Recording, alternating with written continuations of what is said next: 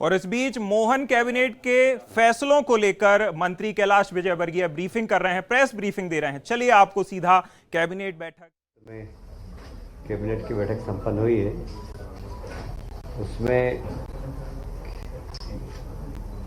दिल्ली में जो विक्रम महोत्सव हुआ है 2025, उसमें सम्राट विक्रमादित्य महानाट्य का बहुत ही अच्छा प्रदर्शन वहाँ पर रहा है 12 से 14 अप्रैल को, और उसको काफ़ी एप्रिसिएशन भी मिला है। हमारे बहुत सारे केंद्रीय मंत्री भी उसमें गए और एक मध्य प्रदेश के विक्रमादित्य को देश भर में उनके कार्यों को प्रसारित करने का बड़ा अच्छा माध्यम था ये, और इसको सब ने बड़ी तारीफ की है उसकी। कुछ लोगों ने भी कन्फ्यूजन फैलाया है कि लाडली लक्ष्मी योजना बंद हुई है। ऐसा कुछ भी नहीं है। 10 की जगह कुछ 16 से लाडली लक्ष्मी बहना मंडला में माननीय मुख्यमंत्री स्वयं जाएंगे, और ये राशि अब 10 से 15 के बीच में कभी भी शासन की सुविधा होगी तब इसको बांट दी जाएगी। इसलिए ये कन्फ्यूजन जो फैला रहे हैं लोग, उनको मैं स्पष्ट कर देना चाहता हूँ कि लाडली लक्ष्मी योजना कभी बंद नहीं होगी, और लाडली लक्ष्मी लाडली दोनों ही हो गए, दोनों हो गए, लाडली बहना भी हो गई, लाडली लक्ष्मी बहना, दोनों कभी बंद नहीं। एनडीडीबी और मध्य प्रदेश के बीच में आपने देखा, हमारे माननीय गृह मंत्री जी आए थे। हमारा लक्ष्य थोड़ा कम था, उन्होंने लक्ष्य बढ़ाने का हमें निर्देश दिया। हम लक्ष्य बढ़ा रहे हैं। प्रदेश के लगभग 50% से भी ज़्यादा गांव इसमें दूध उत्पादन के क्षेत्र में अभी काम कर रहे हैं। हम उत्पादन का भी एरिया और बढ़ाएंगे, और संग्रहण का भी हमारी क्षमता बढ़ाकर हम कैसे हमारे यहाँ के किसानों का, जो किसान हमने कहा है कि उसकी इनकम डबल हो, तो ये भी एक माध्यम है कि पशुपालक गोपालक जो किसान हैं, हम उसे उनकी कैसे आय बढ़ाएं। तो किसानों की चिंता करना, सहकारिता के माध्यम से पशुओं की चिंता करना, और दूध बेचकर उसका आय का लाभ किसानों तक पहुँचे, इसकी चिंता करना, ये जवाबदारी हमने ली है। और हम निश्चित रूप से मध्य प्रदेश के किसानों को दूध उत्पादन में सहयोग भी प्रदान करेंगे, और जो दूध उत्पादित होगा उसको उचित मूल्य पर खरीद कर उनके किसानों की आय डबल करने का हमारा जो संकल्प है, हम उसको पूरा करने का प्रयास करेंगे। एक बहुत बड़ी सौगात हमको अभी बाबा साहब भीमराव अंबेडकर के जन्मस्थली महू से एक ट्रेन रेल मंत्री अश्विन जोशी जी ने प्रारंभ की है, जो महू से दिल्ली तक जाएगी। ये नई ट्रेन है, और 13 तारीख को उन्होंने रात में हरी झंडी दिखाकर, हमारे महू के कार्यकर्ताओं ने और हमारी राज्यसभा सदस्य कविता जी ने झंडी दिखाकर उस ट्रेन को प्रारंभ किया है। ये बाबा साहब के प्रति हमारे श्रद्धा सुमन भी है, और महू एक तीर्थ स्थल है, पंच तीर्थों में से एक। जब बाबा साहब ने जन्म लिया था, उसमें लोग आसानी से पहुंच सके, ये प्रयास भी है। तो हम अश्विन जी को बहुत बहुत, रेल मंत्री अश्विन जी को बहुत बहुत धन्यवाद देते हैं।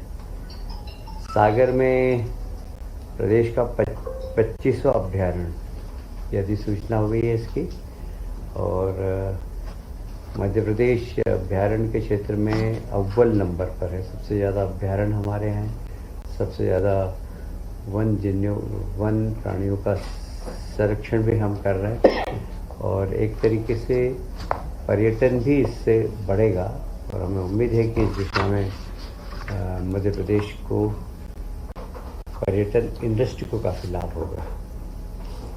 अभी पिछले दिनों माननीय सड़क एवं परिवहन मंत्री नितिन गडकरी जी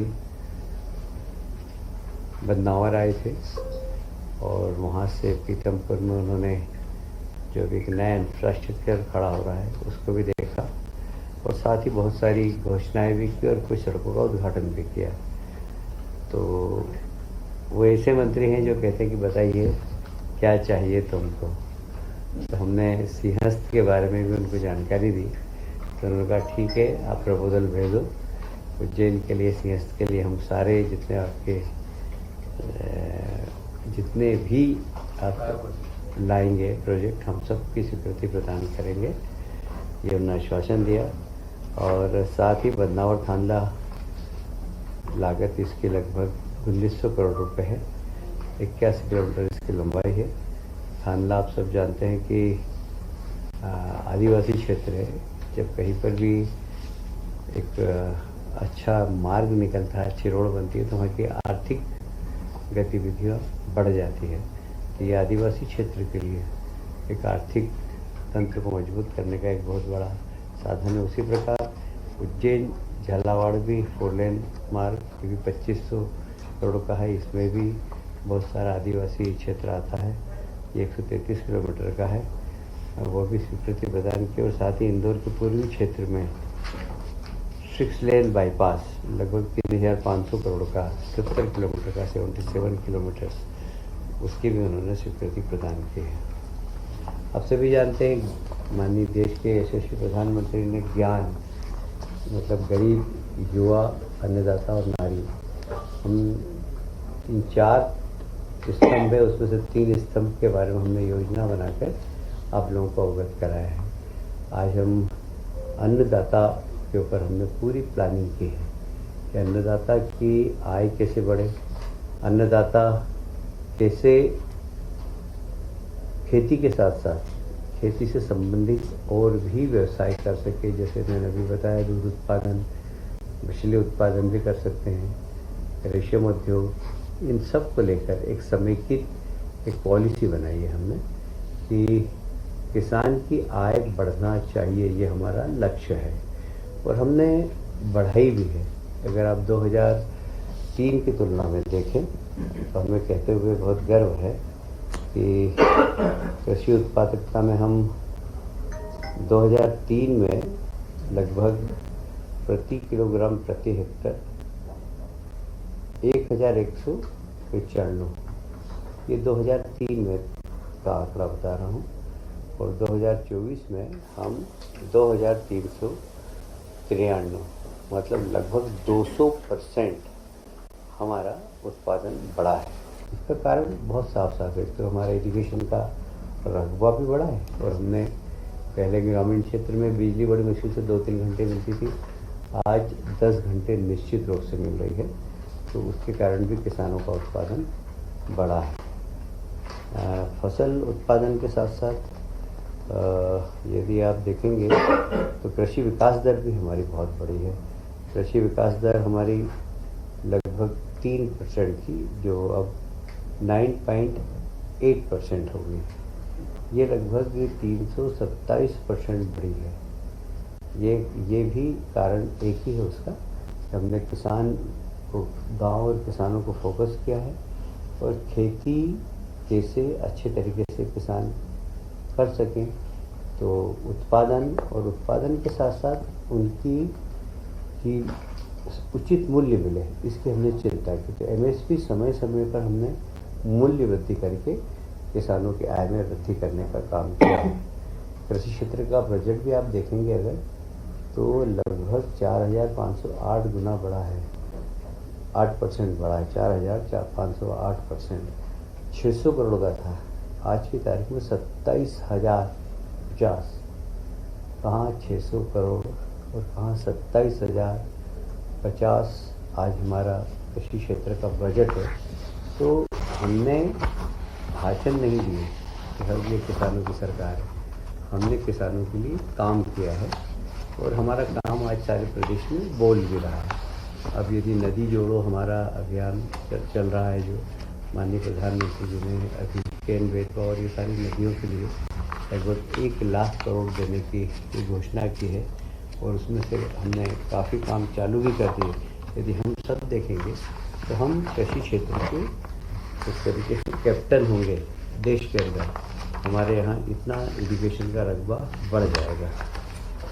अगर हम जीडीपी की बात करें तो प्रदेश में 39% भूमि का जीडीपी की है।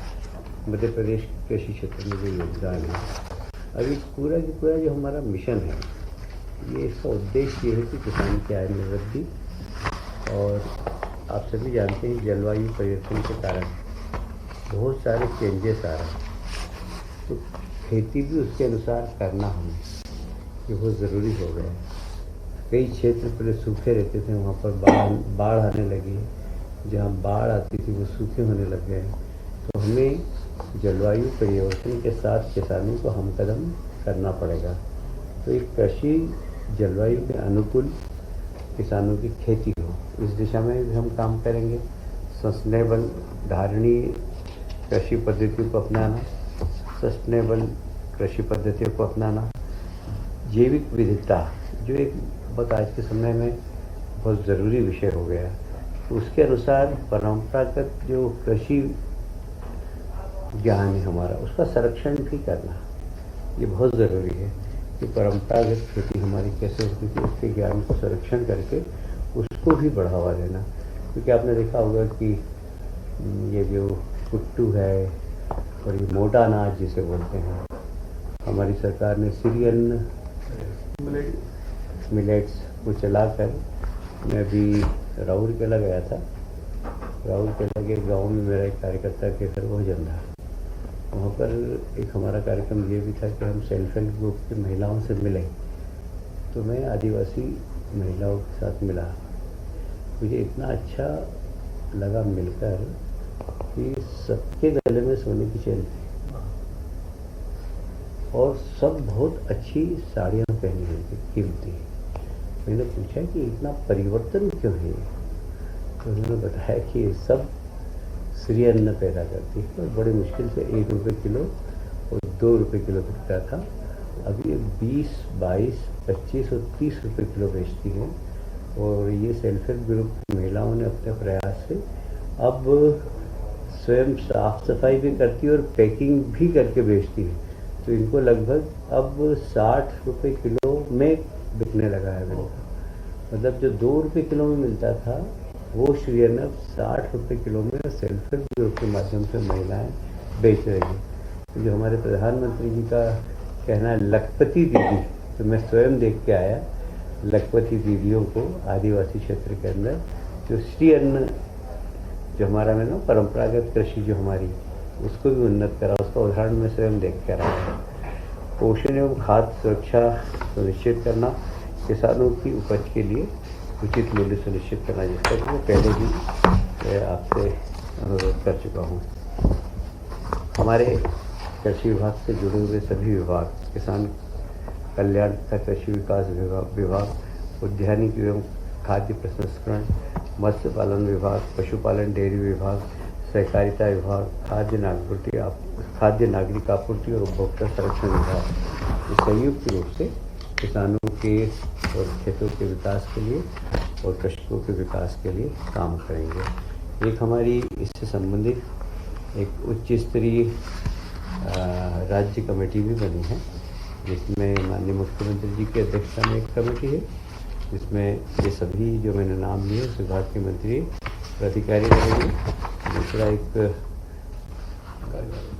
एक हमारी CS के लेवल पे भी एक कमेटी बन रही है। इसी जिले में भी इस प्रकार की कमेटी बनेगी। कुल मिलाकर हमारा उद्देश्य यही है कि ज्ञान के चारों पिलर्स वो मजबूत हो। जैसे कृषि अन्नदाता हमारा बहुत महत्वपूर्ण एक स्रोत है, उसके लिए हम मजबूती के लिए पूरी की पूरी आज पॉलिसी लाए हैं और बहुत विस्तृत पॉलिसी, मैंने उसके बुलेट पॉइंट पे आपसे चर्चा की है। लोक स्वास्थ्य यांत्रिकी विभाग ने लोक स्वास्थ्य एवं चिकित्सा शिक्षा विभाग, ये इस विभाग ने आज भोपाल के गांधी चिकित्सा महाविद्यालय में। लोक स्वास्थ्य एवं चिकित्सा, लोक स्वास्थ्य एवं चिकित्सा विभाग में पदों की बढ़ोतरी का मामला। पदों की बढ़ोतरी नहीं, आज विभाग में पीडियाट्रिक्स कार्डियोलॉजी, नियोटोलॉजी एवं पीडियाट्रिक्स न्यूरोलॉजी, ये पीडियाट्रिक्स न्यूरोलॉजी मध्य प्रदेश में पहला, इसकी स्थापना की इन विभागों की, इसके पद भी स्वीकृत किए हैं। आज हमने भोपाल के लिए किए हैं, प्रतिशीघ्र इंदौर व अन्य स्थानों पर भी हम इस प्रकार के विशेषज्ञों को बुलाकर इस प्रकार के डिपार्टमेंट। पदों की संख्या जी, पदों की संख्या कितनी? 12 पूरी यूनिट के लिए। हाँ, एक यूनिट होगी ये, क्योंकि हमारे यहाँ जो IMR है उसमें हम उसको कम करने में ये सब मददगार होंगे, क्योंकि एक तो न्यूली बेबी का रेट, फिर 0 से 5 इयर्स का रेट, ये सब रेट थोड़ी से हमारे यहाँ हाई है। हम इस सब दिशा में काम करके ये इसमें महत्वपूर्ण भूमिका अदा करेगा और ये एक महत्वपूर्ण निर्णय है। जी हाँ, सतना मेडिकल कॉलेज के भी हमने 383 करोड़ रुपये स्वीकृत किया है। अभी वहाँ जिला अस्पताल है, वहाँ 500 बेड का, और एक और बड़ा हॉस्पिटल वहाँ पर मेडिकल कॉलेज के पास बनेगा, जिसमें हमने 383 करोड़ रुपये आज स्वीकृत किया है। कुल मिला के आपका वैसे जो 4 मिशन बनाने हैं स्टेट गवर्नमेंट को, यूथ वेलफेयर, वुमेन वेलफेयर और फार्मा वेलफेयर, तो ये जो आपने पॉलिसी आज सैंक्शन की है, इसका मतलब मिशन उसका लाएंगे भाई? ये तो मिशन ही है हमारा मिशन पूरा यही है। मिशन आ गया। चलो, चारों मिशन हमने पहले 3 तो हमने कर चुके युवा हैं। किया था, फिर नारी किया था, नारी किया था, युवा किया, नारी किया, अब अन्नदाता है। अब अन्न, उसके गरीब भी किया हमने। गरीब काऊ यानी जो जितने भी आपके दूसरे एनिमल्स हैं, उनके लिए प्रोडक्ट, रिप्रोडक्शन और हेल्थ, इसके लिए जो आपका अभी पैक्ट हुआ है उसमें क्या प्रावधान है? देखिए, एक तो बड़ी बड़ी गौशालाएँ बना रहे हैं और उसमें समाज से भी सहयोग ले रहे हैं।